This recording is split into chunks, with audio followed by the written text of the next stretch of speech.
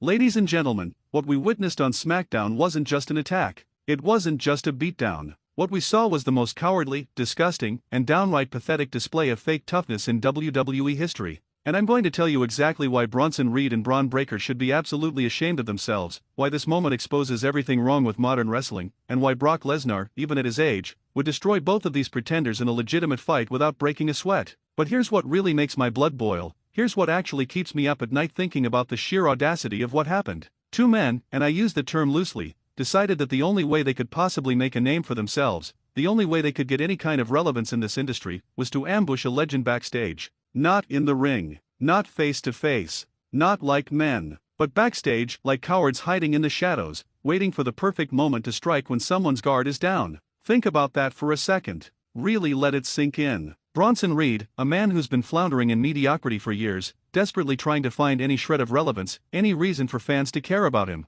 And Bron Breakker, who yes, has talent, but apparently doesn't have the confidence to build his legacy the right way. Instead, they both chose the path of cowardice. They chose to jump a man who's done more for this business in one match than they'll do in their entire careers combined. And WWE, oh don't even get me started on WWE, they're sitting there acting like this is some groundbreaking television moment. Like we should be impressed. Like we should be praising this garbage as entertainment. Well, I'm not buying it, and neither should you. You know what the worst part is? The absolute worst part that makes me want to throw my remote through my television screen? It's that somewhere, in some WWE production meeting, someone thought this was a good idea. Someone actually pitched this concept and said, hey, you know what would be great? Let's take two guys who can't get over on their own merit and have them attack the biggest box office draw in wrestling history from behind. That'll make them look strong. That'll make them look credible. No, it won't. You know what it makes them look like? It makes them look like they know they can't hang with Brock Lesnar in any legitimate scenario, so they had to resort to the most chicken way possible to get their hands on him.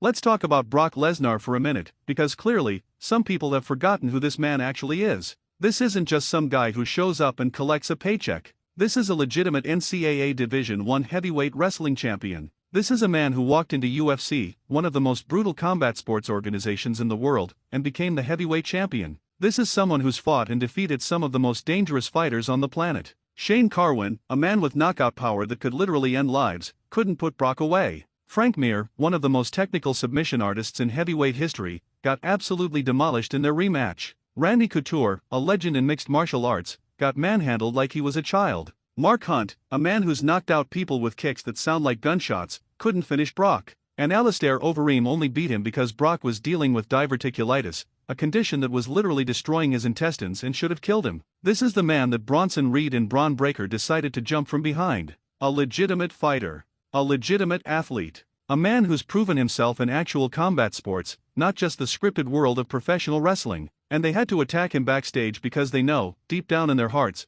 that if they stepped to Brock Lesnar face to face, if they gave him even a split second to prepare, he'd eat them alive. He'd suplex them through the floor. He'd F5 them into next week. And everyone watching would see exactly how massive the gap is between a legitimate badass and two guys playing pretend. Now, I can already hear some of you typing in the comments. Oh, it's just wrestling. It's just entertainment. It's scripted. They're just playing characters. And you know what? You're missing the entire point. Yes, wrestling is scripted.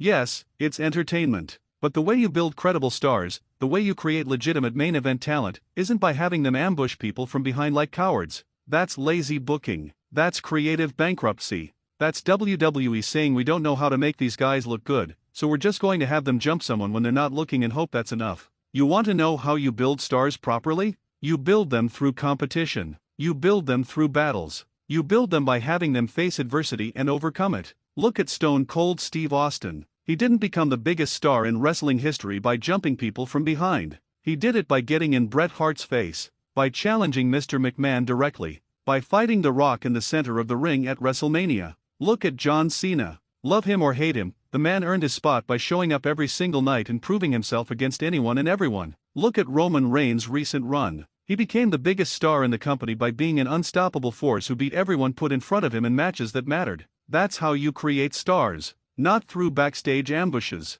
But let's break this down even further. Let's really analyze what happened here and why it's so insulting to anyone with a functioning brain. Bronson Reed, first of all, let's address the elephant in the room, and I'm not even making a joke about his size. This is a guy who's been given opportunity after opportunity and has done absolutely nothing with them. NXT, he was fine, nothing special. Main roster, he got released. Came back, and what's he done? A few tsunamis off the top rope that look impressive but mean nothing because he's not connected with the audience. He's not over. People don't care about Bronson Reed. And rather than doing the hard work of developing a character, cutting promos that resonate, having matches that make people stand up and take notice, WWE decided to shortcut the process. Just have him attack Brock Lesnar. Instant credibility, right? Wrong. All it does is make him look like he can't earn credibility the real way. And Bron Breakker, man, this one hurts even more because Breakker actually has talent. He's got the genetics, he's got the look, he's got the intensity, he's got the athleticism. The Steiner family legacy runs through his veins.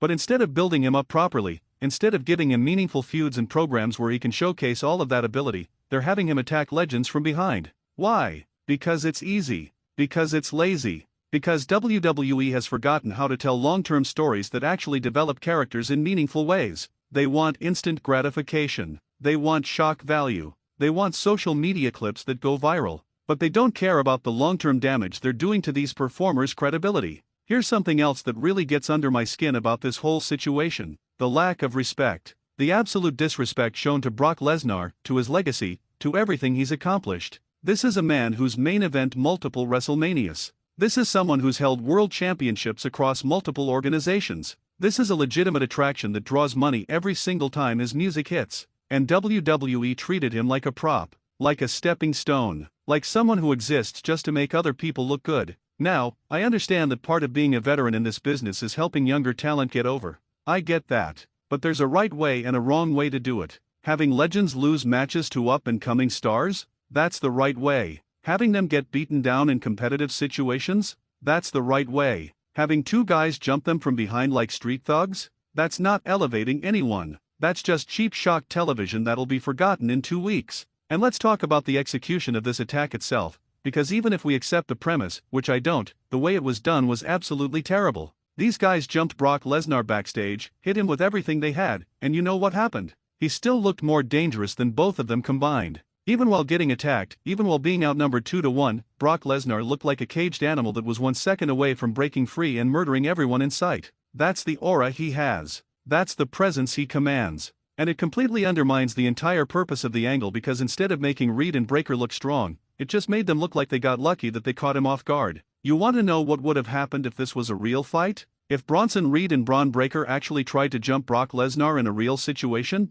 Let me paint you a picture. First of all, Brock would have heard them coming because real fighters have situational awareness. But let's say they somehow got the drop on him. The second Brock felt that first contact, his years of training would kick in. His wrestling instincts, his fighting experience, all of it would activate instantly. Bronson Reed would get suplexed so hard his ancestors would feel it. Bron Breakker might get a few shots in because he's athletic, but the moment Brock got his hands on him, it'd be over. This is a man who's wrestled bulls for fun. Literal bulls. This is someone who's gone to Suplex City and back so many times he owns real estate there. These two wouldn't stand a chance. But WWE wants us to believe that because it's scripted, because it's predetermined, that these two guys somehow have credibility now. That they're threats. That they're legitimate contenders. And maybe if this leads to actual matches where they can prove themselves, it could work out. But history tells us that's not what's going to happen. History tells us that this is just another short-term angle designed for social media engagement that won't amount to anything meaningful. Remember when people used to attack The Undertaker?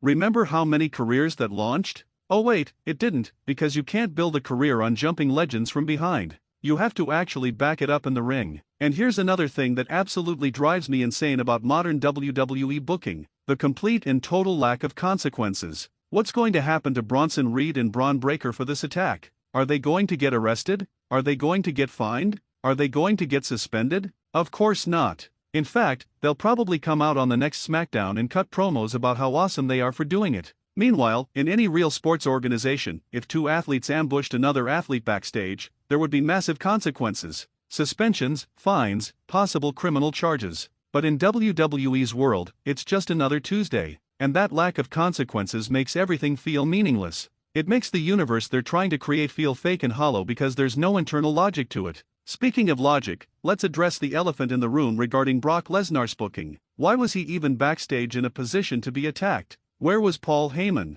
Where was security? Where were the agents and producers and the dozens of other people who are supposedly backstage at these shows? It's like WWE exists in this weird universe where backstage areas are completely lawless zones where anything can happen with no witnesses and no consequences. It's lazy writing. It's convenient storytelling that asks the audience to just turn their brains off and accept whatever they're being fed. And I refuse to do that. I refuse to just accept lazy booking without calling it out for what it is. Now, some people are going to say that I'm being too harsh, that I'm overreacting, that this is just one angle and I should wait to see where it goes before judging it. And to those people, I say this. I've been watching wrestling for decades. I've seen this exact story play out hundreds of times. Young guys attack established star to make themselves look credible. It almost never works long term. You know why? Because credibility isn't given, it's earned. You can't shortcut the process. You can't skip the steps. Austin didn't become Austin overnight. Rock didn't become Rock overnight.